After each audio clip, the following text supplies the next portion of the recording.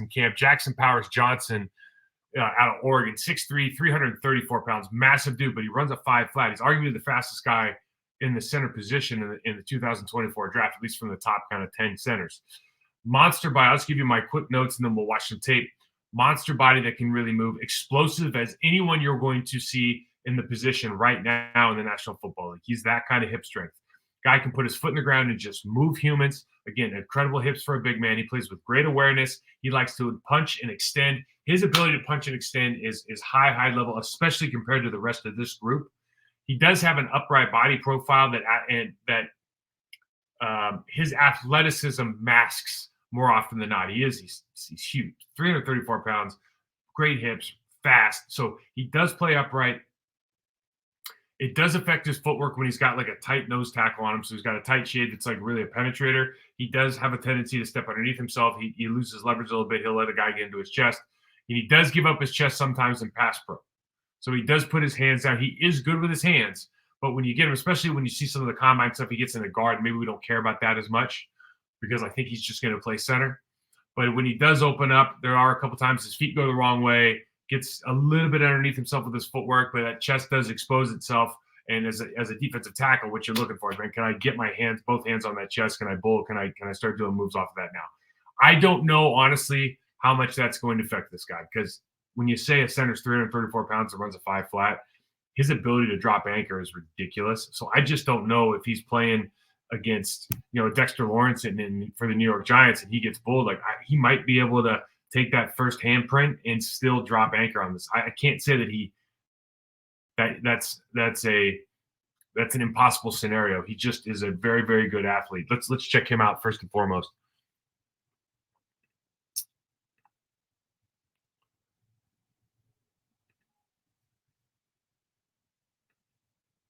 One sec here. So watch him put his foot in the ground and just get north and south as good as he can for a big man. This is a lot of this stuff. Listen, we're watching tape. I'm not watching the football, right? Because a lot of this stuff is RPO. So they're running the run play. If the quarterback throws the throw, it's not my business, okay? They're still trying to execute the play as it is going to turn out in the inevitability that they hand the ball off to the running back.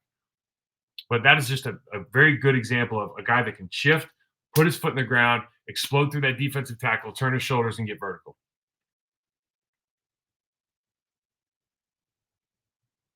Gets arms extended early, likes to lock out players, really dominates with hands. Once he gets his hands on you and extends out, show's over, right? He drops his hips, does a good job of shuffling laterally. Really, really good.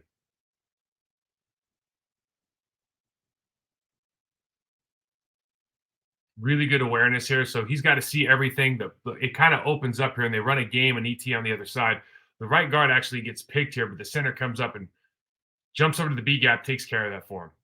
Again, you can't pick up everything if you're just watching the football. When you're watching film, you're working film. You got to be able to kind of appreciate some of the stuff that goes on that nobody sees.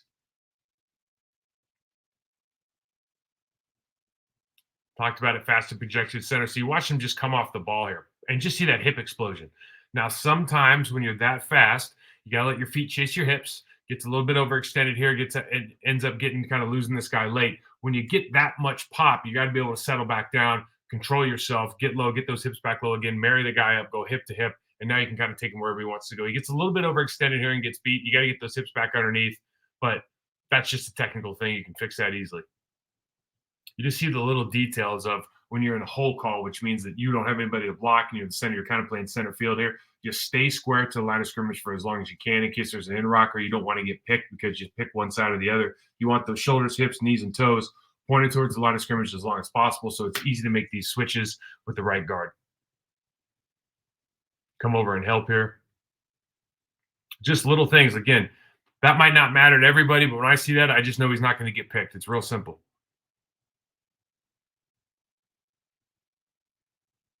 Got a back block, and you just see the power and the extension that he has to open this hole. This is actually supposed to be an outside play, and this happens twice. I'll show 2 clips of this. He is so dominant at the point of attack, and he can move that backside D-tackle off the spot. This D-tackle doesn't do a great job, and I'll show you why, but the ability to extend that hole is really phenomenal. So he gets that out. He gets that arm extended. And you can see this defensive tackle should be following that guard, and he's really not. He's not doing a great job here. Maybe it's because he has quarterback responsibility, but I don't think so. But the center extends that A gap hole between the double team and himself. That is not supposed to be the hole they're running through. It just happens to work out because he does such a phenomenal job. Same idea here. They're running the double pull for a power or gap look. The running back's really supposed to follow the puller here, but because the center just does a phenomenal job, both linebackers rush over, play over the top, but the center does such a phenomenal job of just shutting the gate against a good player on the defensive line of the University of Washington.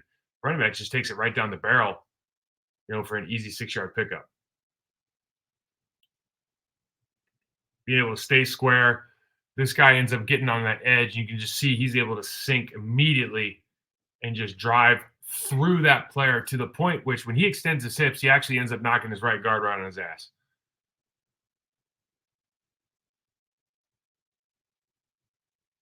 And just fighting to stay square. It's a little thing, but immediately when you're going to get bull rushed on your left side, your left hand wants to come up after you snap. But a lot of guys drop that back foot. You see his back foot is dropped, but he does such a good job of trying to keep his shoulder pads towards the line of scrimmage so he doesn't give up an edge. Phenomenal job by this young man. And you can just see the power that he has on the lockout. This defensive tackle has no chance. And you forgive some of the other yellow lines here. I take this off TV copy. He can clean up his footwork. We talked about this. So he false steps here with his backside foot instead of driving on this, and he ends up giving away leverage to a player that he already had leverage on. So there's some little things because of his, sometimes when you're really strong, really explosive and athletic, you kind of let your footwork go. But when you get to the National Football League level, this isn't going to pay. You just want to make sure you can always, if you have leverage, keep leverage all the time. So I got some clips in here from the Senior Bowl just because I wanted to see some more stuff.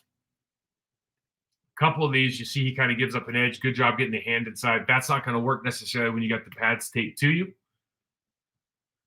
We see this left guard. You see his hands out. He's got his right hand out. He takes it right in the chest here. So I don't think this is a position that people are going to be looking at and going, yeah, we want him to play here, although he certainly could from a physical standpoint. He's more, it just seems like the center position where he wants to be.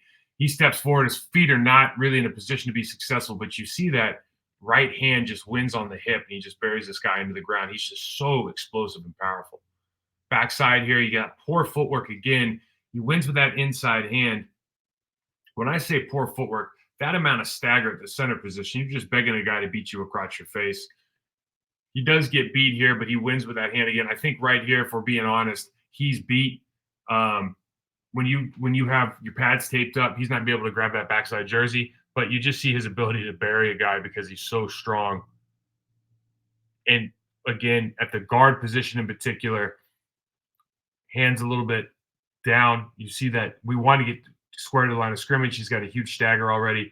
He's already a little bit turned. He doesn't have that no numbers mentality. We can see his entire number. We see Senior Bowl, see his number. So that defensive tackle is thinking, man, like I can just bull the hell out of this guy. But he's so powerful. And the other thing is when you get your feet turned, as you saw, he ends up stepping down and then rocking back, open up like a hand of a clock. And so really he's in the pocket already. You see this one. Again, he's got that toe pointed out instead of straight up in front and back. And he doesn't really get his hands on the guy, but he's so powerful. He just braces up and ends up burying this guy to the ground. And that's really what you see over and over when watching Jackson Powers. He just is incredibly strong, incredibly explosive. If he gets a good technical coach, man, he's a first-round draft pick. He's a good player.